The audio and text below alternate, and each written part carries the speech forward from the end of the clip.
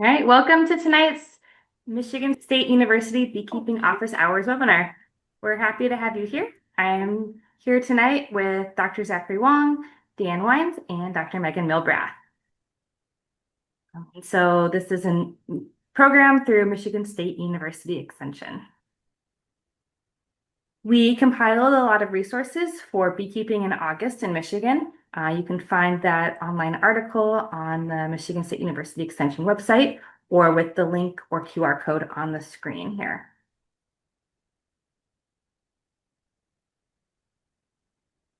So we wanted to highlight the Michigan Beekeepers Association's Fall Conference, which is coming up soon. So the conference will be held on Saturday, October 4th at Washtenaw Community College, and registration is open, and early bird registration is this month in August. And then there will also be a pre-conference social event that will be held at Blue Meadworks. And registration is also open for that event, and space is limited. Another thing I wanted to mention real quick is that there were a lot of colony losses this year, especially among commercial colonies. You can find the colony loss FAQ online. So there's some information on those. Maybe you can just talk for a second.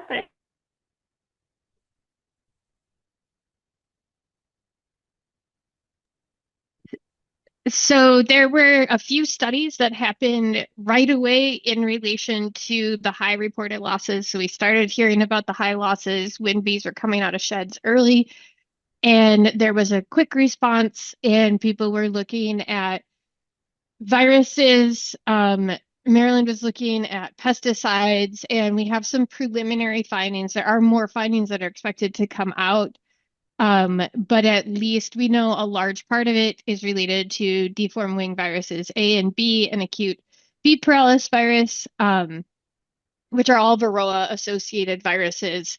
And one of the reasons that they think that the viruses got so high and because the mites got so high is because we are seeing such high rates of Amitraz resistance. So those big losses were in a lot of bigger beekeepers who were depending largely on Amitraz as the major player in their miticide regimen, and because the resistance is so high. And we have been studying resistance to Amitraz specifically in Michigan.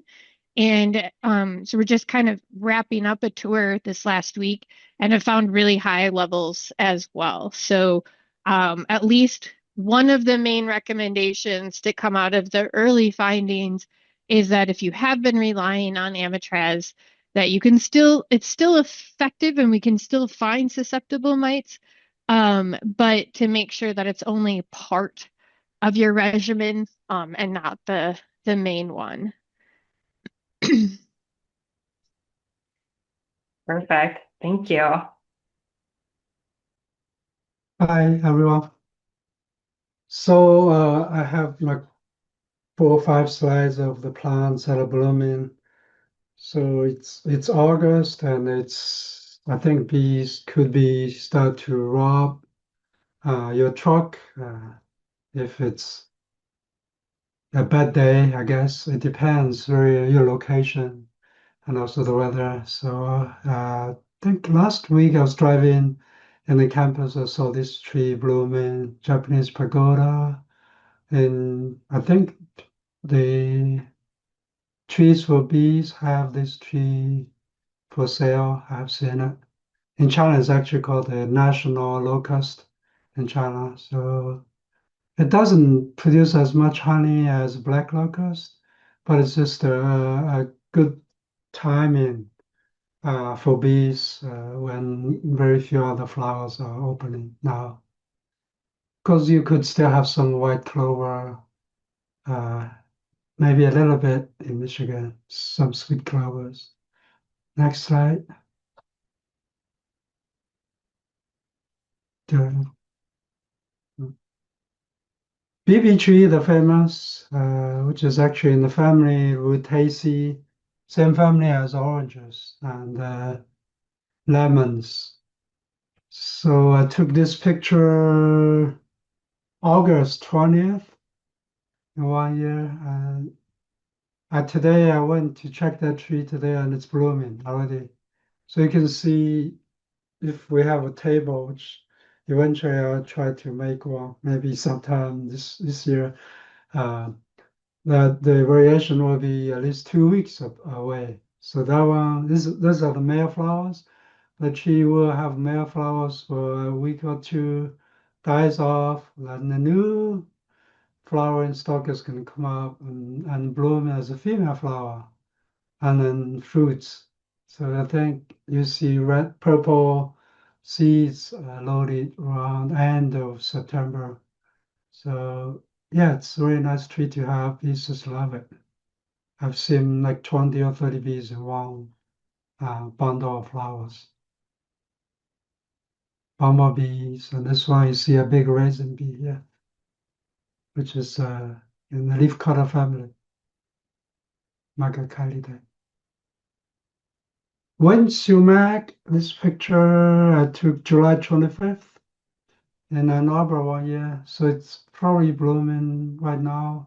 I think I saw some blooming, maybe it was early, maybe a week ago or 2 weeks ago, I don't remember. So again, they could vary a week or two depending on the year. And it's a good bee tree, and it's good time to feed the bees was during this period. So if you are planting the bee flowers for bees in August, this could be a good one to plant. I think I mentioned last time. And next one is it's in the garden. I think I used to have it in my garden as volunteer. It's an annual. It's called flowering spurge. It's in the family Euphorbiaceae. So castor beans, I think, but not what the bean, the toxic bean that could kill people or animals. I think it's castor beans. Same family, and it's a beautiful flower, and it will bloom late July to August. I think I took this one in a Nobel Botanic Garden, same time as the wind sumac. I think the last one is Chinese sumac coming up. This tree I took August 31st, 2016. Yeah, there's one tree planted at a massive campus near the music building. If you drive by there near the end of August, you should go see. It's just loaded with bees. Almost as good as a baby tree. But again, because of nothing else is blooming, so you'll hear the buzzing. So it's in the sumac family, Alacardiaceae, same as the poison oak and poison ivy and staghorn sumac and wind sumac is all in the same family. So a lot of trees in this family have toxins in the leaves. So, but this one's I think it's okay, the Chinese sumac. So that's all I have for flowers in August. Thank you. We want to acknowledge some of the funders that support our work with beekeepers and pollinator protection. We get funding from the Michigan Department of Agriculture and Rural Development and from the U.S. Department of Agriculture. All right. If you have more questions after tonight's webinar, you can use our Ask Extension form. You'll find that on the pollinators.msu.edu site in the questions area. And those questions will route to us and our team, and we'll be able to respond to your questions that way. And for tonight's webinar, if you have questions, you can use the Zoom Q&A box to type your questions. And I see we have a couple in there. While you're thinking of or submitting questions, I'll just ask everyone here to share a little bit about beekeeping this time of year. So maybe Megan or Dan, do you want to start by talking a little bit about what management has looked like recently or this month, or what you're expecting in the upcoming weeks?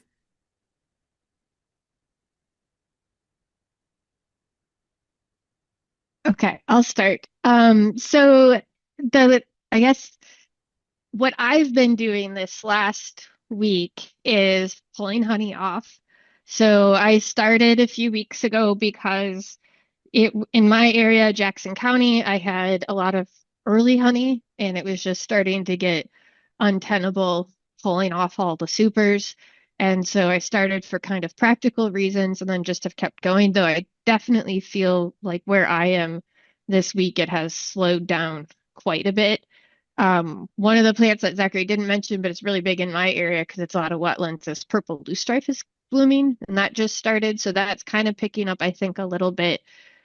So I have been pulling off honey for my mite resistance in my own bees this year, or my mite resistance for my mite planning. I did Viroxan. Well, I did formic acid, the formic pro, and around Memorial Day. So that ended in mid-June. So then I put in, or beginning of June. So then I put in Viroxan, which is a 42 to 56 day treatment. And then I'm just starting a second round of Formic Pro right now that that one's done and the weather's cooled down a little bit. And then when that's done, I'm probably going to use Apiguard. After all, assuming I get all the honey taken off. If I don't get all the honey taken off, I'll put in Viroxan after that. So that'll kind of be either one of those will be my long-term treatment. About 12 seconds before I joined this call, I put my last queen cells into the last nukes of the season because I was walking back to the house and realized that they were going to hatch out into the water dish in the bottom of the incubator if I did not do so. But I'm basically shutting down the queen rearing for the year. Part of it's because I'm tired. So I've got my last few batches of cells to go out and then have kind of stopped with the nuke making and the messing around and I'm just really kind of focusing on getting them ready now for like the amount that they're going to be for winter time. Great. Dan, you want to go next? Yeah, I would say very similar program to Megan as far as mite management. It was, yeah, Formic Pro late May. I think it was Memorial Day weekend if I look back at the notes. But and then that was followed by Viroxan mid-June, and then just recently put another round of Formic Pro in most end of last week when we kind of in Ingham County and immediate vicinity, the weather, we had a pretty good temperature window starting last Wednesday. So it was kind of Wednesday, Thursday, Friday. I got formic on a lot of the campus colonies and also personal colonies. We had a nice stretch where it was kind of mid to high 70s for 3, 4 days. So that's kind of my ideal for that. And then I will look at, as we get into September, kind of see where I'm at overall, and again where I'm at with the honey harvest, and possibly another round of formic or look at other options. But that's kind of been the basic program this year. Same as Megan, honey harvest has been underway for quite some time, but is ongoing. Will probably be another month at least, as far as until it's all done. I like to be kind of wrapped up by early September. Depends a little bit in some of the yards that make goldenrod honey. Those typically I leave till last, and that can push into mid-September. But I'm pretty generally try to work on getting honey off sooner rather than later so I can get into fall management, say can make assessments on what I do for mites, and there's a lot less if I don't have supers on. I'm less restricted in my options there. Also, just trying to get the bees prepped for winter, and fall weather can be kind of fickle, and you can have rain out days, or things can get behind in the fall with that winter bee prep window is can kind of close fairly quickly in a Michigan fall. So I do try to get the honey off sooner, and then get into mite management and feeding, get them up to weight, do any I'll be looking at any combines over the next couple weeks to like to kind of have those done by mid-late August. So they've, if I've got a queenless colony, I'll combine that with a queen right colony. I'm not trying to rebuild anything this year, this time of year. Not looking to grow numbers or do any splits or nukes or anything like that. So it's a little more of a consolidation time of year, I guess I would say, for overall colonies. And then, we'll combine over winter and then split back in the spring. So that's kind of the program of the recent past and upcoming month or so, what's on my radar. Great. Thanks. All I right. wanted to add one more thing that I'm dealing with my bees. So this is definitely like the last week or so was when I noticed that when I had abandoned equipment, like old deep frames that had pollen in them, the pests are starting. So this is when my pile that I didn't notice in the garage got gross. So I had some deep frames that I had pulled or set aside or something that had pollen in them, and the beetles and the wax moths found them. So I deal with it using heat because I don't use plastic foundation. And so I just melted everything down in that pile. But May through June, or actually the whole rest of the year through June, you can kind of get away with leaving some comb out. But anything that has protein in it, the wax moths and the beetles, at least for southern Michigan, are starting, and then they're going to be soon for those of you in the north.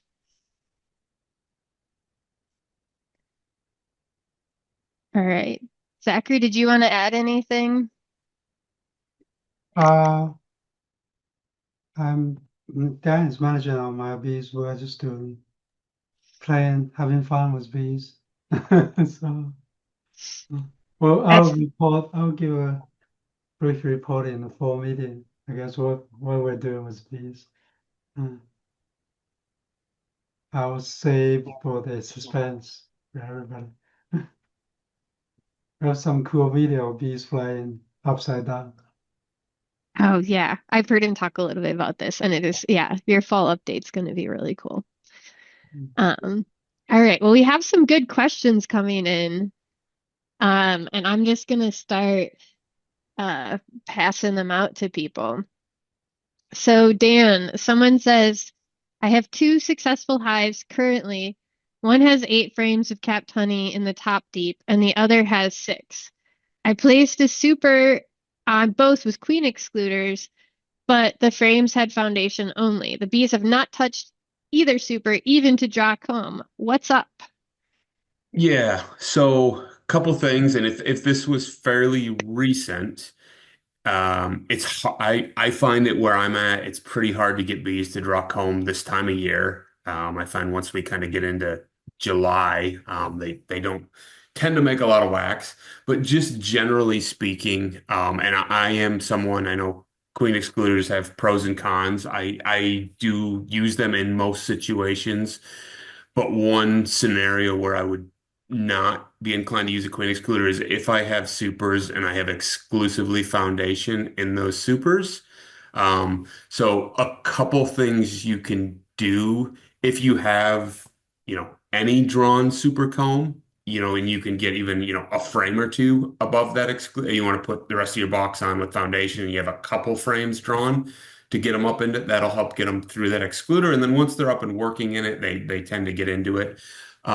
Another option is you can put on a super without an excluder initially. And then you can come back later in the season and either if you find your queen lower down or you can shake the bees out of that super. But if the queen has access, it's more enticing. The bees are gonna get up into it more readily. So that is an option. It is challenging when you're starting out and you've got, you don't have any drawn comb. Also, it sounds like in this situation where you say you've got, 6 and 8 frames of, capped honey in that top brood box, that colony might be getting kind of honey bound. And I've found bees generally don't like to come up across, like they don't they don't work their way upwards once you have capped honey above the brood nest. They tend to work down. So that's why I kind of started talking about the timing of things. And if that sort of honey barrier above the brood nest was already in place, the bees work on their consolidation downward and get themselves crowded. And even though you put that space above because it's foundation, it's not drawn comb. They kind of don't see it as usable space, and particularly as we get later into the season. I'll just add real quick that one thing I heard from beekeepers I worked with in Minnesota that I haven't tried is spraying the foundation with sugar syrup to help get the bees up through the excluder if you're going to put on a super with foundation. So try it out and let me know if that works for you next Another year. another great solution is just don't mess with queen excluders. I grew up of the camp of we called them honey excluders and they were a pain to use. So I respect people who use them, but that's another option. All right, and you'll have to excuse my gross asthma kicking off because of the fires. All right. Um, Anna, it says the Formic Pro label says to treat the entire apiary if a colony has high mite counts. And I've done that in prior years, but it's a bit risky with queen loss, plus getting expensive with more hives. You only target individual hives with high mite loads.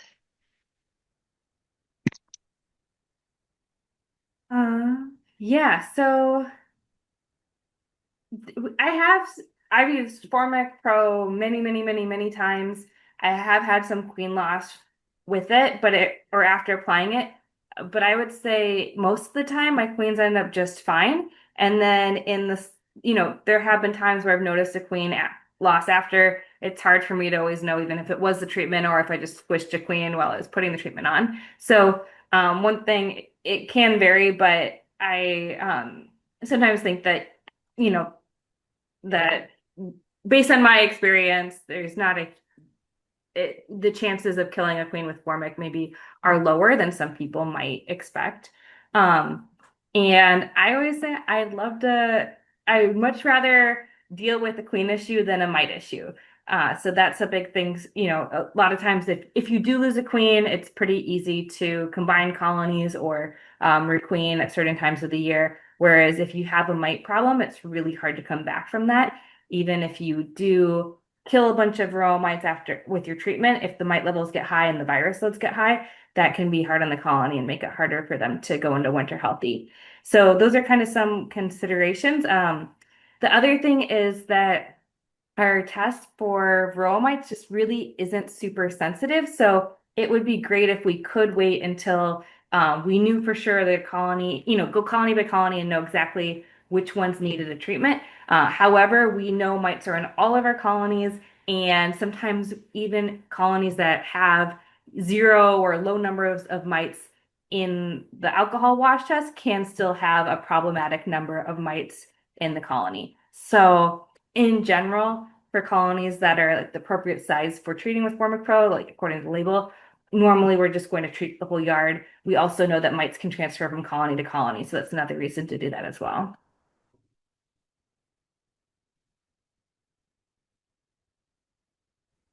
Yeah, I agree with all of that. I have been doing a little informal or informal survey when people talk about the queen losses and associated with the formic acid. And usually when I talk to people, it hasn't happened to them. It's just something they've heard about. And then if I'm talking to someone and they said they had queen losses associated with formic, in my very informal, casual talking to beekeepers, it's almost invariably when it was Mite Away 2, which is the predecessor to Mite Away Quick Strips, which are the predecessor to the ones we have now. And anyone who remembers those, I mean, they were awesome for knocking down mites, but it was like a pad by 8 by like 3/4 of an inch that was really full with formic, and that really did pack a punch. So I don't have like personal data and haven't seen the high queen losses. All right. There's a question that says, with respect to Amitraz, I recall a speaker you had a year or two ago mentioned that the resistance was associated with using Apivar too often, more than twice a year. If I'm only using it once in the fall, along with Formic Pro in the summer, usually 2 treatments, is it still fine to use? I also hit the hives with the oxalic acid dribble in December for cleanup. So that's a lovely question. I'm going to guess maybe the speaker was Frank Rukevich from the USDA lab. And I just posted a video that he made for us from the summer of 2023 on Amitraz resistance. He spoke at our Michigan commercial beekeepers meeting this summer as well as kind of a follow-up to that. So he's the one who is doing the survey in the state looking for resistance. And basically, to summarize his talk, is that we are seeing more and it's gone up. So he did have a graph that was just this classic, like going straight up in terms of the amounts of resistance. But you're totally right in that he was referencing it in the people who were using it almost exclusively. So having something in there like formic acid as an alternative is good. And so the message isn't necessarily to get away from it entirely. We want to keep it as a tool. But if you have been using it very heavily, you may want to go a full year without using it at all. But if it's just been one of your things in the rotation, it should be fine to keep in the rotation as long as you have other things. Dan, there was a question that came in while we were talking about Formic, and it said, do you use the Formic Pro 2 pads at once or one pad followed by a second pad? So do you want to say what you do? Yeah, almost. I almost exclusively use two pads at once. There's a couple reasons for that. One is just time and efficiency, one visit instead of two. Um, the another aspect of that is if I'm counting, if I put one pad in and then I'm, going to be back in 10 days, because Formic's very temperature sensitive. My Formic applications, I'm always watching the weather for those windows of when I'm going to have that, temperature, high 70s, low 80s, or below that. And I don't know what the temperature is going to be 10 days out. Even, the extended forecast is not the most accurate beyond a few days from what I've found. So I will typically put the two on at once and, kind of be done with it. I find that works. That's worked well for me. And as Anna mentioned and or Megan mentioned, I guess, I have not experienced a lot of issues with queen loss from the Formic probe and using it pretty heavily, for I would say 4 or 5 years. It's been kind of primary treatment and haven't had queen issues or other issues as long as I'm carefully, watching the temperature.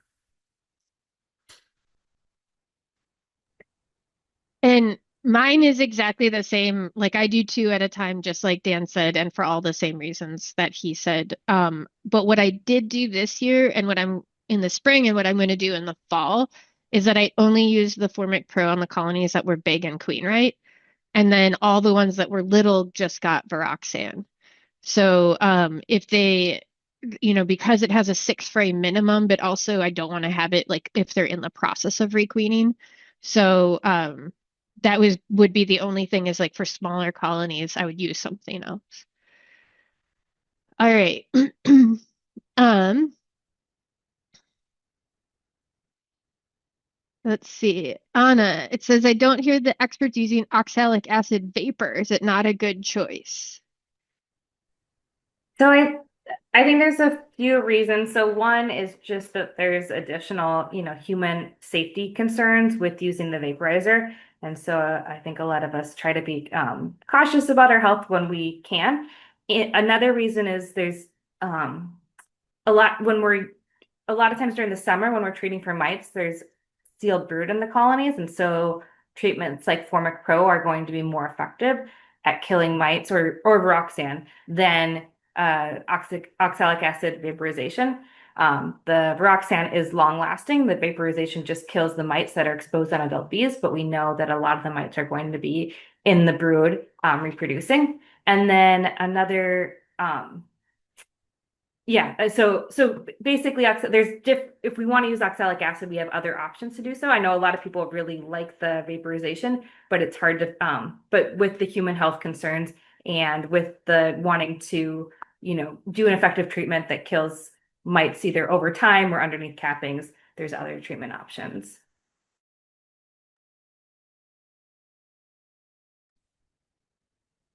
All right, Zachary. There is a question if you know of anyone who has noticed a correlation between increased colony defensiveness and high small hive beetle numbers, or if small hive beetles would lead to increasingly defensive bees. Yeah, personally, I haven't seen that. Actually, if I seen anything, I would say the reverse because usually it's the smaller colonies that get a lot of beetles. So the smaller colonies usually not as defensive. So I have yet to see a very super strong colony with 20, 30 beetles in Anacor. I've seen previous years I've seen that, but usually very weak colonies that so they are not going to be super defensive. So that's my observation. So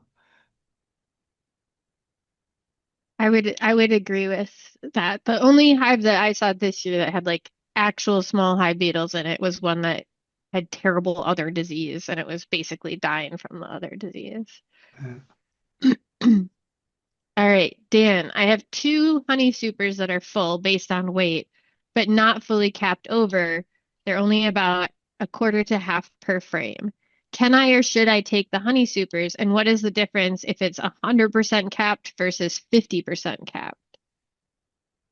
Um, so you the way you can be sure, I don't know. The way you can be sure is to test it with a refractometer. Um, Generally speaking, capped honey is going to be low enough moisture, but I do hear reports, particularly from places with high humidity, where they'll cap honey over 18%.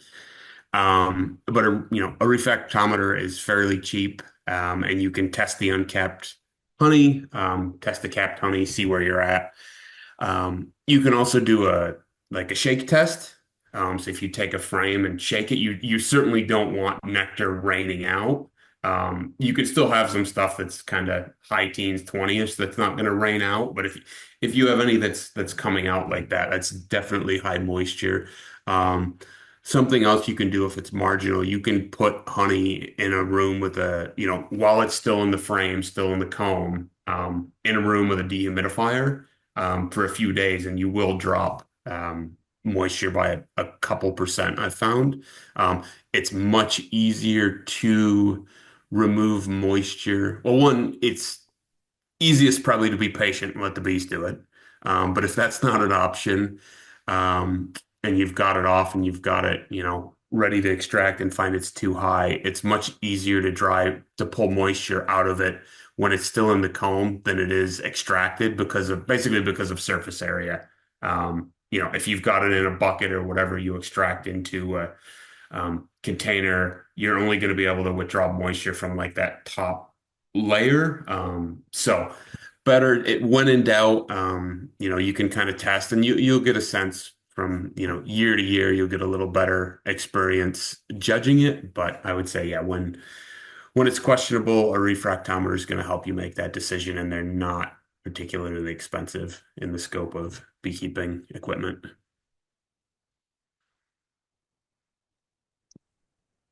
All right, this next one is for any of you plastic frame users. If you're using plastic foundation, how do you clean your frames? Go for it, Anna. So normally we don't, which is kind of unfortunate. So I have sometimes popped out the plastic foundation and thrown it away with the comb and then put new foundation into the frame. But that's that's about it. I know there's people who will scrape the comb off to the foundation and recoat it with wax and give it back to the bees, but that's a little bit more work. I used to scrape them off all the old cocoons and stuff, but then you have to wash them well, and then the biggest hassle is you have to melt wax and recoat it. Otherwise, bees won't touch it. So that's a major hurdle. You would have to have some kind of maximum wax melter, and then you have to. Some people use a roller to roll it, as people use a brush, and that's kind of time consuming. Other people use Yeah. power washers. power washers to probably do it faster than scraping. This is why the foundation, this is a win for the foundation. I just cook it out and it's gone. But then I'm cross wiring at the other end and it takes 45 hours and my hands are all blistered. All right. I'm excited about this question because I actually have an answer hot off the press. So the question says, I bought Viroxan to treat with because of the high temperatures this summer and heard that it can be used with honey supers on, which is true. When I received it, I learned the instructions require a box between the brood box and the super. I'd like to know how everyone is handling this. Is a box without frames acceptable to provide this space? So the first point is that you do have to follow the instructions of the packaging of the actual product that you bought. But I did ask this question. So the company that makes Viroxan has been very, very lovely in answering my questions like immediately when I ask them. And I asked them on July 24th, is there progress towards a label change to remove the requirement for a box in between the brood and the honey supers that you're going to extract? And the response from the company is, yes, this has been requested/suggested by the EPA. It will be removed in the next update, and I hope we will send the new label for review at the end of next month. So this is something that, we're dealing with right now, but you don't have to deal. It probably won't be an issue for next year, thankfully. And I know the reason that it's stuck on for so long is because that was the data that they had to submit, and then they couldn't change the label until it was accepted in all the states, and it took a really long time to get accepted in California. So they're aware that it's a difficult kind of thing, but it shouldn't be something that we have to deal with in the future. So, and that is also my recommendation is all of the time I've been able to just contact the company with questions, and a lot of them have FAQs on their websites, but then they're usually really good about responding. So if it's not on the EPA label, I wouldn't hesitate to reach out to the company. All right, I'm gonna just open this up to the floor because I haven't read this one yet, and it's kind of a paragraph. So we're all gonna go on this journey together. It says, I returned to beekeeping after many years and started with one hive. I went on a long vacation, must be nice, and the first week I got home, my bees swarmed. I caught the swarm and hived it. A day later, the bees swarmed again. I caught that swarm and hived it. Now I have the original hive with 100 pounds of honey, plus a few pounds in the top super. The new hives have 50 pounds of brood and honey. I plan to take the top super from the established hive to add to one of the captured swarms, but the two caught swarms will be short of honey by fall. When should I start providing the 50-50 sugar water? Does anyone want to take a go at it? I think the main question is they're worried that the two smaller, I thought it was going to be a swarming question, but it does seem to be that they have one big hive and two small hives. So when should they start feeding? Dan, do you want to talk about when you're going to start feeding? Yeah, probably by the end of the month. But in this scenario, like you have, provided you're not open feeding, that you're feeding the individual colonies, the smaller ones, so you kind of have control of where that syrup goes. Um, there's no reason you couldn't start feeding them now. It kind of depends where you're at, because if they're still bringing in nectar, they may not be that interested in syrup. But in a lot of places, especially around Ingham County, they're not making much of anything right now. So you could start feeding now, particularly with these small ones. They got a late start in the year. They're going to start to slow down their laying and shrink their brood nest. So if they have kind of a steady source of syrup available, they will, start to pack in around as that brood nest condenses. The other aspect, I think you said 50-50 sugar water. So that would be like 1-to-1. You could feed a heavier syrup than that. I mean, the conventional is 2-to-1 in the fall. You're trying to put weight on these colonies for the winter. So basically as much sugar as you can get dissolved in hot water, and that's around 2 to 1. That heavier syrup in the fall to put weight on them, it would be recommended. And so it's okay, I'll just add a couple of things to everything that Dan said.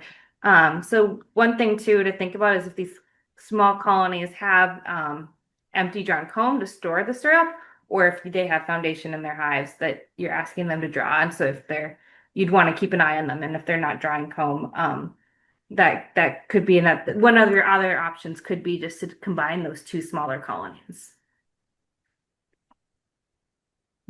And then also too, the beekeeper didn't state where they were in the state. And so it is kind of nice to back calculate from your first day of frost. So where I am in Jackson County, my 90% chance of frost is the first week of October. And so I kind of like to think about the month ahead of that being when I can really put food in. But of course, that's obviously weather dependent and whether there's goldenrod and if it's warm enough for the bees to get in there. But I would look at when your your first frost date is, and then kind of give yourself a month. Because if they do have to dry it down, it takes a really, really long time. All right, there is a question that says, what's the purpose of combining a queenless hive to another hive this time of year? My thought is that they're going to live out their natural life anyways. I'm going to give my ethical, heartfelt opinion on this. Because I think this is, when you talk about the purpose of doing beekeeping, what is the purpose of life anyway, right? So you want to think about why you have animals, in your yard under your control. And just like any animal you assume responsibility for, you do want to make sure that it's in its best care. When you have a colony that goes queenless, you still do have a box of workers usually that can add to another hive and increase the chances of another colony surviving. When you let them die out, it's usually from a combination of starvation, freezing, and disease. And that's not really a nice way to go. And so, we don't formally extend ethical consideration to invertebrates with our humane laws, but I do feel like when you are taking an animal under your control, you're forcing them to live outside their natural range in a place that probably isn't perfect for them. You kind of have a responsibility to let them either live out a happy life that's healthy and they're all healthy under your care, or we end it quickly because some of us are farmers and you could euthanize them as well. I don't know if anyone wanted to add to that. No, all of that certainly agree with. And also the addition, there is some degree of benefit to you from not just leaving equipment out there. It's going to die, and then you've got dead equipment out there that is going to be robbed by bees, mice, beetles, rodents, all of that. So like having equipment with bees in it is the best way to keep your equipment in good shape. So combining it on another colony does that as well. That's true. There's a huge practical reason too. That's a really good point. All right. For mite counts, is alcohol the best method, or have you had success with powdered sugar? I don't want to kill bees if I don't have to. Sure. So the alcohol wash test is a little bit more accurate than the powdered sugar roll test. The powdered sugar roll test is going to be fine for most purposes. We don't really know exactly how long the bees live after the powdered sugar roll test or their quality of life. However, I know that some researchers were tracking bees and found that at least some of them survived. So I would say, the main thing is test for varroa mites and do those tests. The alcohol wash is a little bit more accurate, but if you're not into that as a test, do the powdered sugar roll test. All right. And there is another alcohol wash question that says, Anna mentioned that hives with no detectable mites during a mite wash still may have a serious mite load. Is this because the alcohol wash was not done properly? That might be part of it. And Megan had a project a while ago where we could see how many bees beekeepers were collecting in their samples. And so even a lot of beekeepers thought they had 300 in their sample and had far fewer than that. So that can be part of it. But the other thing too is just 300 bees is just such a small percentage of all the bees in the colony. So if you are doing multiple tests, you might find some variation. And then I guess another thing I was thinking is, even if you're finding 0 mites in your sample right now, that doesn't mean that it's going to be 0 in the next week or two, or even during that application. Yeah, and especially this time of year with the colonies have so much brood still. Like we're still seeing hives with wall-to-wall capped brood or lots of capped brood. There's probably a lot of mites in there. So Dan, when you were talking about spraying with sugar water on the foundation to get the bees to draw it out, someone says, I spray new honey super foundation with 1-to-1 sugar syrup with honey be healthy added. It seems to really inspire them, which I like that phrasing. Thoughts on this? I have not used Honeybee Healthy for that purpose or other. It's just not a product I've used, so no, I don't really have any thoughts on that. I've used it in feed buckets as an attractant, but now I'm going to definitely call it an inspirational tool. It does have oil of wintergreen and lemongrass, I think, so it does attract the bees to it. So I guess it kind of makes sense. So you could try it. The only thing is that it's not for use on honey supers because it is oil based. So I don't know if I'd want it on the honey super frames, but I could see it working really well on other foundation. All right. Let's see. Well, there's so many good questions on here. Here's one. Oh, here, Anna, we're going back to alcohol washes. Should you not test drones in an alcohol wash? Yeah, I was actually thinking Zach might be good at answering some of these Oh questions yeah. on variation of mites in colonies with the test. I'll let you go first, Zach, if you want. I think there was a recent talk. I don't remember which meeting they show a much higher number of mites on adult drones also. So not only the mites are attracted to drone larvae for some reason, also the adult drones. But I'm not sure how extensively they sampled and compared to be really scientifically valid. They will need to sample individual drones, like 100 drones, how many mites per drone, compared to 500 workers, how many mites per worker, to say it's actually a preference. But I won't discount the results if you have 2 drones and 300 bees, but I would be concerned if you have 50 drones and 300 bees, might mess up your results. So if the drones are indeed having a higher mite load, it could also depend on the age. Of course, the newly emerged drones, they will have mites because they come out with mites. But the drones was made in age. I don't think the mites will stay because the mites are a smart quote in through evolution. Because if they're riding on the drones in a mating flight, those drones might die if they're successful in mating, and the mites will be gone, dropped in the grass. There's a dead end. So then if the mites are smart, they should avoid the flight age drones, just like they're avoiding foragers in a way. So they mites would prefer nurses in the colony. So that study, I'm not sure if they actually checked the age. So maybe the drones are very young. So mites didn't have time to switch. Yeah. We did a small study 2 summers ago with mites watching worker bees once every 7 hours per day, tracking them for 10 days, and the mites would switch host so fast. So a newly emerged bee, you put that bee with a mite into a petri dish with eight other bees. After, I think the first check is 15 minutes and the second check is 3 hours. So after 15 minutes, you have 70% of mice already switched. After the second observation, like 3 hours later, or 95% of mice already switched.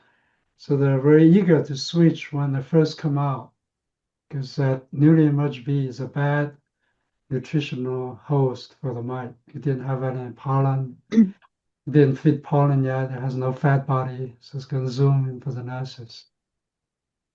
For drones, we don't know.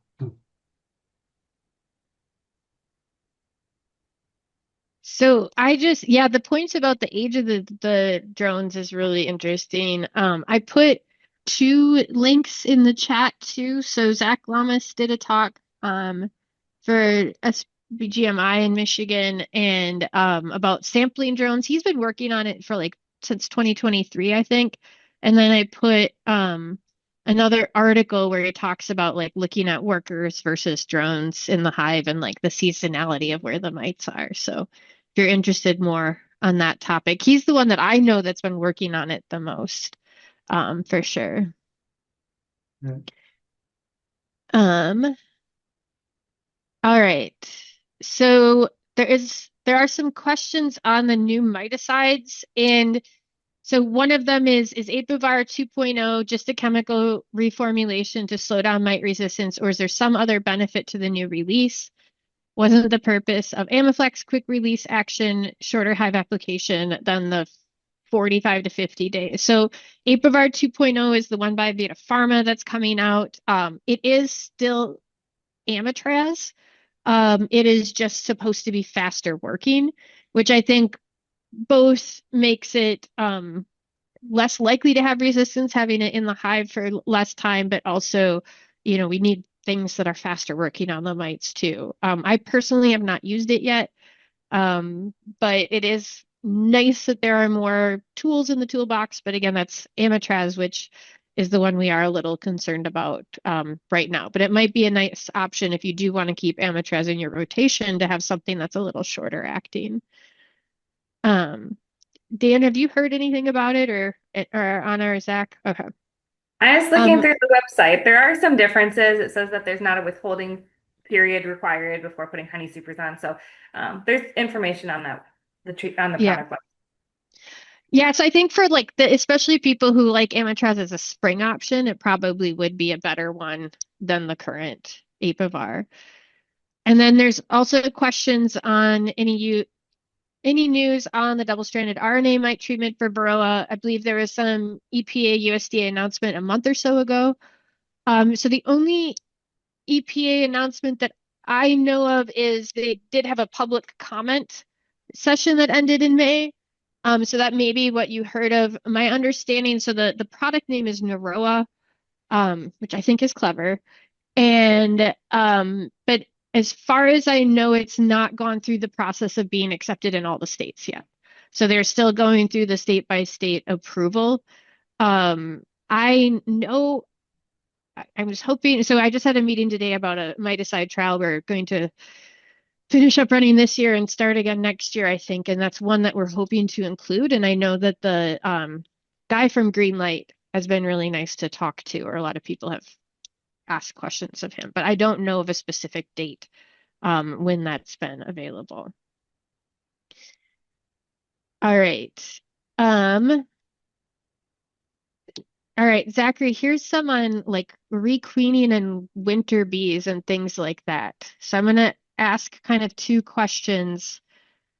One says, when is the latest that you can requeen in the north? And then there was another one about what is the latest time that you can successfully requeen a colony? But then they go on to say, in other words, how many brood cycles does a queen lay before she lays winter bees? So what do we know about winter bee formation and how late you can requeen in the north? Depends on the queen. I guess if you have mated queen, then it probably doesn't really matter that much. Of course, it requires you to have some capped brood, which would put you the latest to be sometime in October. That's still capped worker brood. Well, what I do is I use a pushing cage, and then I identify a small patch of brood this big that bees are chewing their way out, and put the queen and then push it as deep all the way as deep as possible. And you wait for 2 or 3 days, and it's almost fail safe. I think last time Megan gave me the splits, we did the push-in. I think I had 100% acceptance. One failed because there was a loose queen, so then the queen died in the cage. It was already a queen there, but otherwise it's very safe. So then that requires you have some workers emerging. So of course, if you're introducing cells, it's a different story because you need to have enough drones and flyable weather for in Michigan. And so I would say if you're doing cell introduction, I wouldn't do it after September 10th because most of the drones are kicked out already. So you need to do it late August if you're doing cells. But if it's many queens, you have more time. In terms of winter bee production, that's really a function, not really of the queen, but of the colony. So basically, the queen lays eggs and then becomes larva, and then there'll be nurses trying to raise those bees. And all the nurses which raised all those baby bees, they're not winter bees. They're gonna die through the winter. So basically, any workers that were involved in brood rearing is not a winter bee. So then only when the winter cluster is so small that a small percentage of bees are involved in the nursing of those bees, and most of the last batch, each batch would have each frame has like 5,000 workers. Just imagine. So then you have four. Sometimes you have four frames that emerge almost around the same time, plus minus 3 days. So basically, in 4 days, you could have 20,000 bees emerging when during this high time. In September, October, that's going to dwindle down. So eventually, the colony has a small patch of brood this big. So very little bees are involved in nursing that, and then a lot of young bees emerge before their batch. But then you get involved in nursing. Those are the winter bees. They will live for 4 or 5 months. So basically, so it's not a function of the queen age, but the colony condition, basically the brood rearing. So that's why sometimes it's actually counterintuitive. Sometimes you feed them pollen in the fall, it actually makes the brood rearing longer. You would think you make your bees, well, more winter bees, but no, because you prolong the brood rearing season and having more bees involved in the brood rearing, those bees don't become winter bees. So you actually can't balance on that. You don't gain much if you feed them too much pollen in September, October. And that was a study by Goddardis, I think, in Guelph, and Heather Matilla. So that's kind of counterintuitive. I think. But during the dust period, actually, it's very good. I've had beekeepers coming to me and telling me they read my paper. I said, oh, that's why I decided to feed bees in August. So that's really good for the bees eventually have enough nurses and raise the winter bees. Those bees will be involved raising the winter bees in late September, October. So feeding pollen now would be good if that's a dove. Mhm. I do see some pollen still come in. I don't Mhm. know what they are. Bright yellow pollen. Yeah. Probably some type of asters. Sunflower family, a lot of them are blooming. Yeah. I saw a bumblebee with like a purple gray pollen today in my walk, Uh, but I think she was on Menard. Yeah, I will add two things to that. I think to the timing of queen rearing or when to stop requeening. I was told that you stop putting in queen cells when the cicadas start singing. So that's the way that that's my scientific, just gonna say my non-scientific method, but that does feel that always feels about right. And then we did participate in a USDA study looking at when winter bees are made. And the point that Zachary said about like it depends, and it depends on like feeding, disease levels. Heather Madela, who we referenced, also found like age of queen matters. It's really, and then the weather too. So it's really, really highly variable about like when they're actually going to shut down brood rearing. Um, all right. Uh, Dan, what method do you recommend for feeding? We'll maybe just focus on fall feeding. Yeah, so the two I guess two primary would be like the either like the frame feeder in Hive that they hold between if in a deep they hold between a gallon, gallon and a half, 2 gallons typically. Um I like those. It's in the hive. There's not really an issue with robbing or leaking or anything like that. I will say one issue can be drowning bees. So I do like that style feeder that has either like a cap and ladder, or if you have just the open style frame feeder, put a handful of wood chips or twigs or some sort of float on it, something that the bees can climb on or climb out if they fall in. The other thing that can work really well is the like a bucket or a can that gets inverted on top of the hive. Typically, if you have like an inner cover that's got a hole in it, you invert your 1 gallon or could be large. I guess you could use a quart or whatever, but um, invert that on top of the hive and it forms a vacuum and the bees then drink. They either come with like a little patch of mesh that the bees can drink syrup through, or they'll have like pinholes poked, or if you make your own out of a mason jar, you can put some little, fine nail holes um, in the little metal lid, and the bees are able to drink through that. I will say with those type of feeders, you do want to be careful, particularly in the fall, that they're not leaking because of robbing. So that just when you invert it, you want to make sure you get a good vacuum seal so you can hold it upside down and it's not dripping and raining syrup. And then go ahead and place it over the hive or over the hole in the inner cover, or if you've got a telescoping or if you've got a migratory style cover with, some of those have like a hole with a plug, a plug you can put in or out depending on the season. One thing I would stay away from, particularly this time of year, is like the entrance style feeder. I've heard them called like a Boardman feeder. But those can kind of be prone to incite robbing. It's a lot of traffic right, the bees have to come down right to the entrance of their colony rather than, an in-hive frame feeder or on top. That's really difficult for a bee from another colony to get at. They have to go all the way through the colony versus something right at the entrance.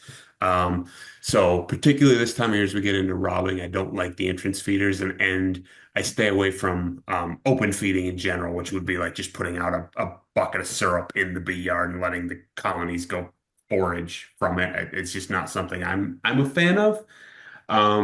The other type of feeder is like a top feeder.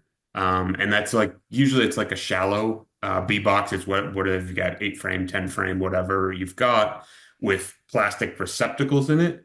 And you can put syrup in that. Usually they've got a screen in them that prevents the bees from coming up and falling in and drowning.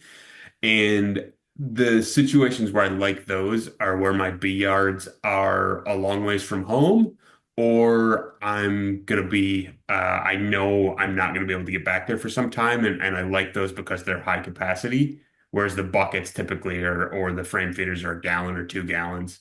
Um, the top feeders you can put like 4 gallons in. So if you really need to get a lot of feed on something quickly, that can be kind of time and travel efficient.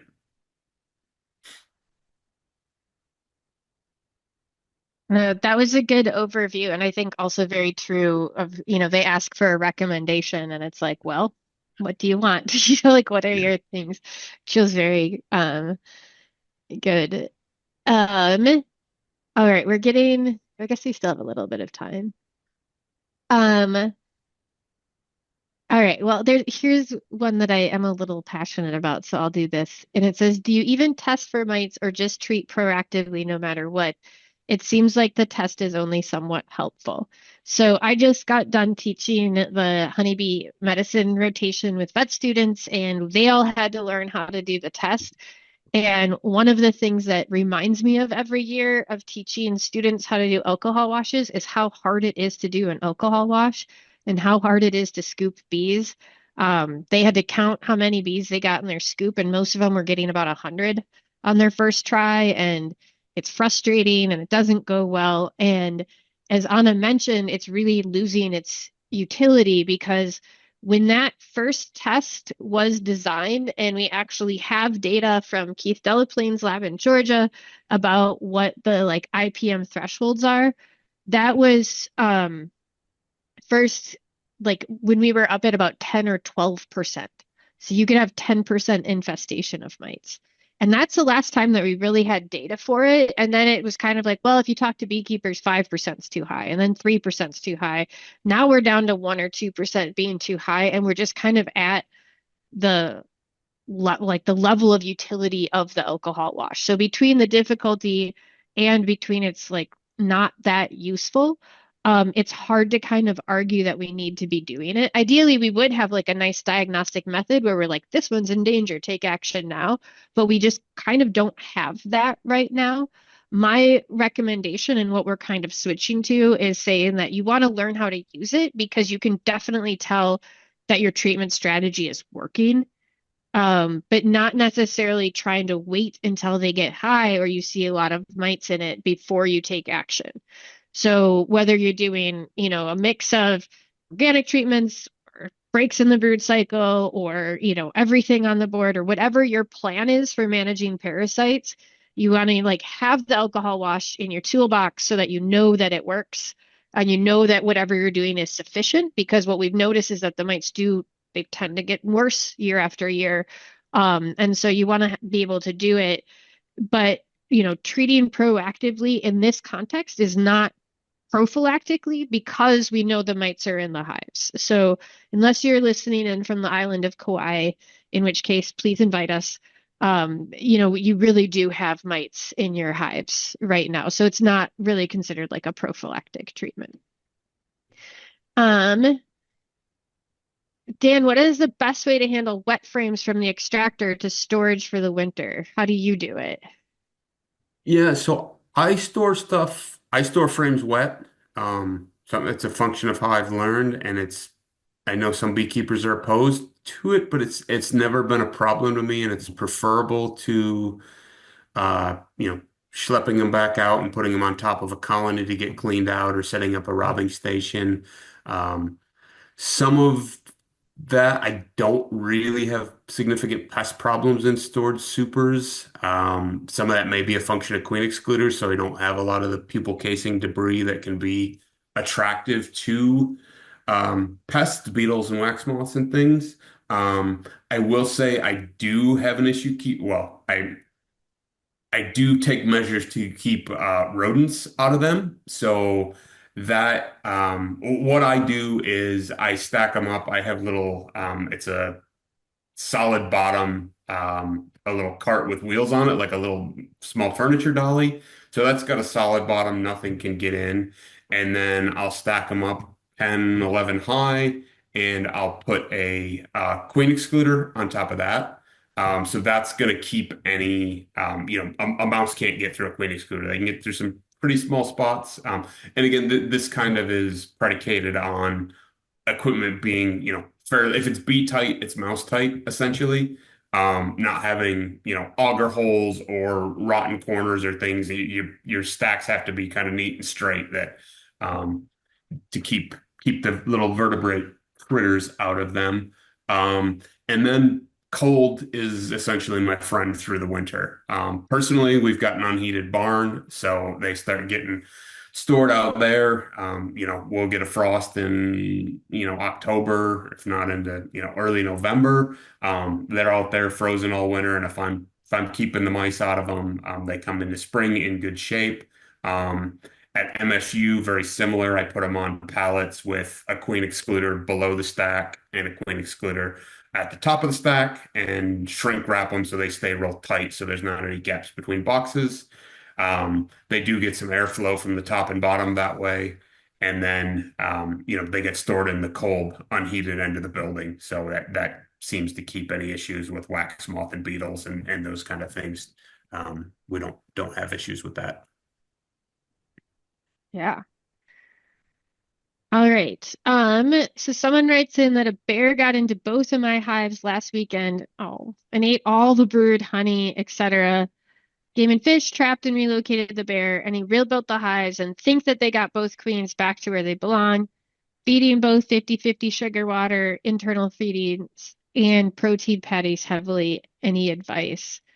So I'm going to put a link in the chat. So even that beer got relocated to become some other beekeeper's problem, um, which is, but if you're in bear country, you definitely need to have a fence.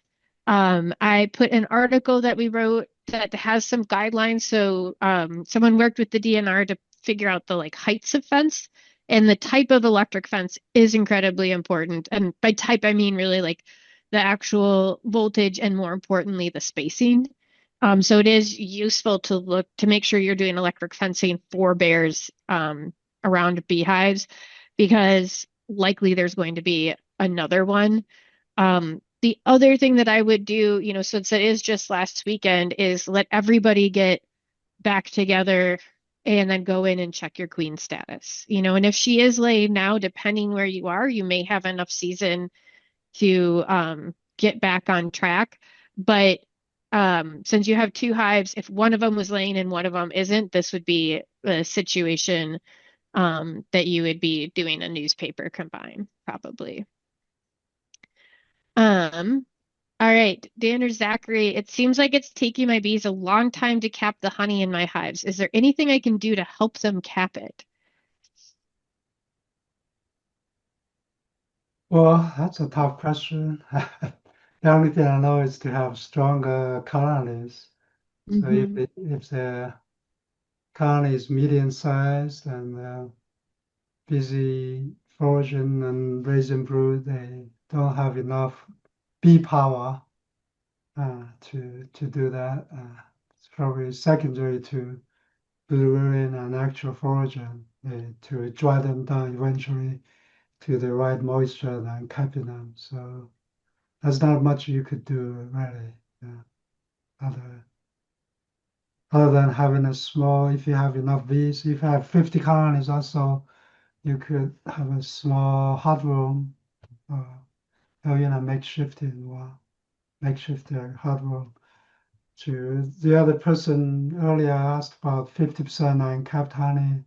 So for even if we have more than 10%, you might need to dry them down for a day or two artificially. Even Michigan, even depending on the weather and the month, it could be still 19%, even if it's all capped, unless you dry them in the hot room. So that's based on my experience.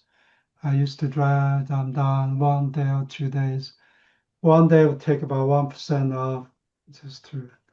So my room was very tiny. I was leaking air. So, but if you have a well-sealed room, maybe it will be more efficient. But you need to have. We didn't have a furnace in that old bee building, so just a Oh, I remember humidifier. that old bee building. Yeah. And it's leaky hot room with bees everywhere. Oh, it's very tiny. Yeah. Yeah. Yeah. Yeah. Bigger hives change the weather. All right. So Yeah. I saved a really good question for last because it asks for everyone's opinion. So, uh,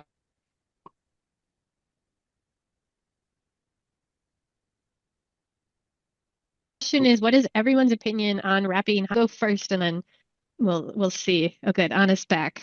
Um, so my official opinion is that I know very good beekeepers who do all sorts of types of wintering methods. So I don't feel strongly that there is a best wintering method for Michigan bees and Michigan beekeepers. So I know people who use condensing colonies and bee cozies and who wrap and who do fancy entrances, and they all I know people who have really good success that do those. So it's not that finding my main opinion is that there isn't a magic solution. What I personally do is nothing because I am poor in both time and money. And if I don't have to spend time and money on my bees, I don't want to. So I went a few years where I didn't have time to get out and wrap. So I did start using tar paper, and then I just found that I didn't have to. And so now I generally don't do any wrapping. The only thing I do for winter to get them ready, besides a summer long of varroa management and a fall of making sure they have enough feed, is I put on mouse guards. And I have a vendetta against pygmy shrews that a lot of people are aware of.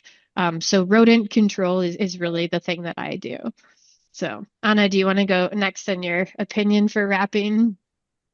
Sure. So when I started at the University of Minnesota Bee Lab, they have a whole system for wintering, and I'll share some links in the chat. But basically, they have ways where they wrap the hives, they do an upper entrance, they do the entrance reducer a certain way, they do moisture boards. And I really liked that. And it just seemed like the most straightforward thing about beekeeping was they had a system and they had really good, survival getting bees through winter. Then I came to Michigan and I've tried it lots of different ways, including wrapping or not wrapping, and haven't noticed a difference. What I think makes the biggest difference is just getting healthy colonies going into winter in the fall and low virus and mite levels. So, like Megan, I've been tending to do the more of the hands-off approach. We do the wire mesh on our entrances to keep the mice out, and that's about it.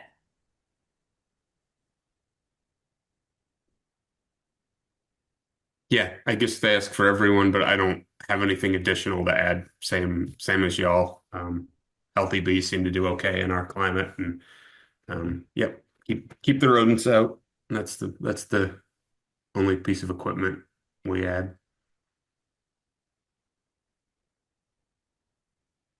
All right. Well, those were some really, really wonderful questions and lots of very timely concerns. Oh, good. And Anna just put the last link in the chat. So thank you everyone for sticking around and for watching this. We really appreciate you coming with the good questions, and hope you have a great next month of beekeeping. Good night, everyone. Uh,